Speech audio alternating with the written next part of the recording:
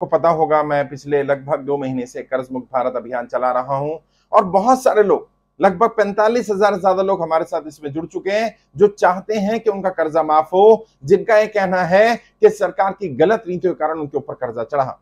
साथियों, हम केवल संगठित होकर के ही सरकार से कर्जा मुक्ति अभियान में मदद मांग सकते हैं, सरकार को विवश कर सकते हैं कि सरकार हर व्यक्ति का कर्जा माफ करे। और उसके लिए हमें इकट्ठा होना होगा। 10, 20, 50,000 लोगों से काम नहीं चलने वाला है।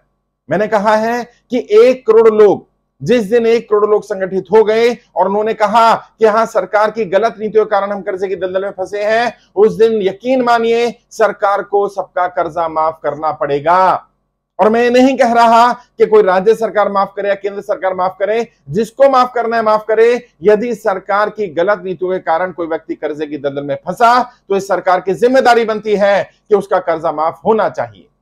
साथियों, अपने एंड पर मैं जो कर सकता हूं, मैंने 2 बार वित्त मंत्रालय में अपना डेलीगेशन भेज दिया है, तीसरी बार जाने वाला है। जैसे 1 लाख लोगों का डाटा हमारे पास इकट्ठा हो जाएगा, उनकी जानकारी लेकर के भेजेंगे और उनकी जानकारी गुप्त रखेंगे। उनका नाम जाएगा लेकिन फोन नंबर नहीं जाएगा, ईमेल आईडी नहीं जाएगा। ये जाएगा कितना कर्जा है और जरूरत पड़ेगी तो उनको बुलाया जाएगा और सरकार से कहा जा रहा है केस टू केस देखे। जिन लोगों का ऊपर कर्जा चढ़ा और कर्जा सरकार की गलत नीतियों के कारण चढ़ा या सरकार की गलत नीतियों के कारण उनकी नौकरी छूट जाने के कारण, उनका व्यापार बंद हो जाने के कारण वो कर्जे की दलदल में फंस गए, वो अपना लोन पे नहीं कर पा रहे, ऐसे लोगों की तुरंत मदद होनी चाहिए। और आप सबसे कहूंगा, संगठित रहिए, ज्यादा से ज्यादा लोगों को जानकारी भेजिए। जिस दिन हमारे पास 1 करोड़ लोग इकट्ठा हो गए, मेरा विश्वास करिए सरकार को झुकना पड़ेगा। मैं एक पॉलिटिकल ट्रेनर हूं, मैं जानता हूं नेताओं की नब्ज क्या होती है, सरकार कब झुकती है। जब सरकार को लगता है कि उसका वोट बैंक खिसक रहा है, जब सरकार को लगता है कि हां, अब मुझे फैसला लेना पड़ेगा। और वैसे भी हम क्या मांग रहे हैं?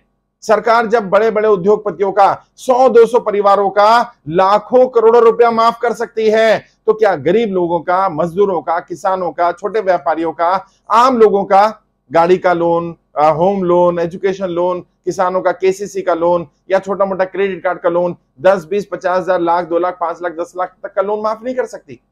कर सकती है साथियों। अभी सरकार को लग नहीं रहा 50,000 लोग हैं, 1 लाख लोग हैं, नहीं मिलेंगे 1 लाख लोगों के वोट तो क्या हो गया। लेकिन जब सरकार को लगा कि नहीं, ये 1 करोड़ लोग हैं, हर घर में 4 वोट होते हैं, यानी कि 4 करोड़ लोग इन्फ्लुएंस होंगे, तो फिर कोई भी सरकार होगी वो हिलेगी। और सरकार में, सत्ता में वही आएगा जो कर्जा माफी, पूरी तरह से कर्जा माफी करेगा।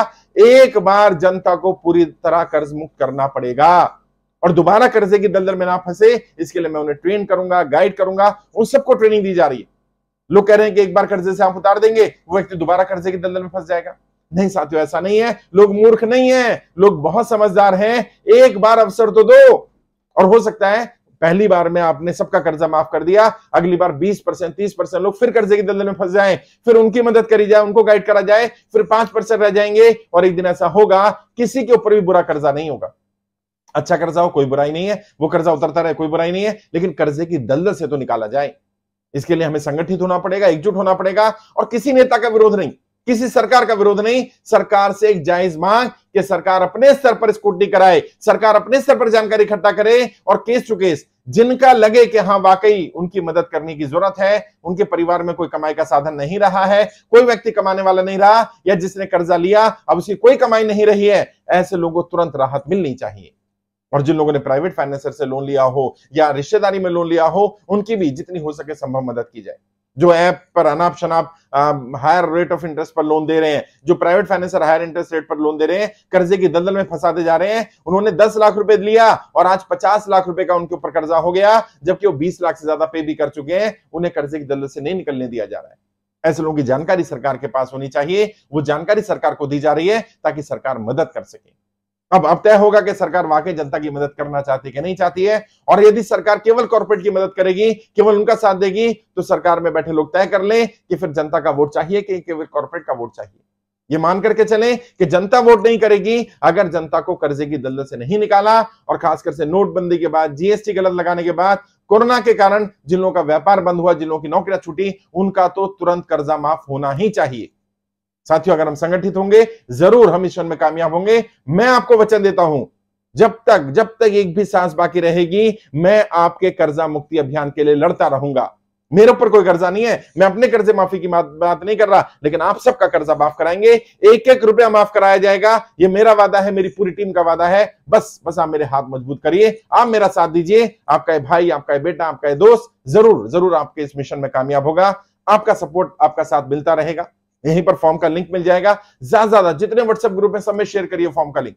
वीडियो मिल जाएगा, वीडियो देखिए, लोगों को दिखाइए कि कर्ज मुक्त अभियान है क्या, कैसे हम लोगों को कर्जे की दलदल से बाहर निकालने वाले हैं, और क्यों हम चाहते हैं कि कर्जा मुक्त अभियान हो। सरकार में आने वाले लोग या सरकार में बैठे लोग ये तय करें कि उन्हें कर्जा माफ करना होगा, देश के एक एक नागरिक को कर्जे की दलदल से बाहर निकालना होगा।